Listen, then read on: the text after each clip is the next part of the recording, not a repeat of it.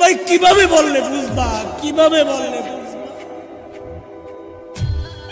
কিভাবে বললে গুনাহ ছাড়বা? বলো বলো।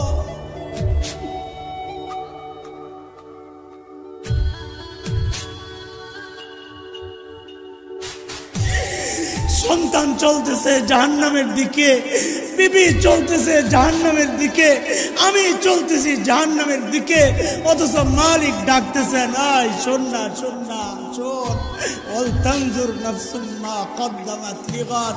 আমার সামনে তোকে দাঁড়াইতে হবে, দাঁড়াইতে হবে, দাঁড়াইতে হবে।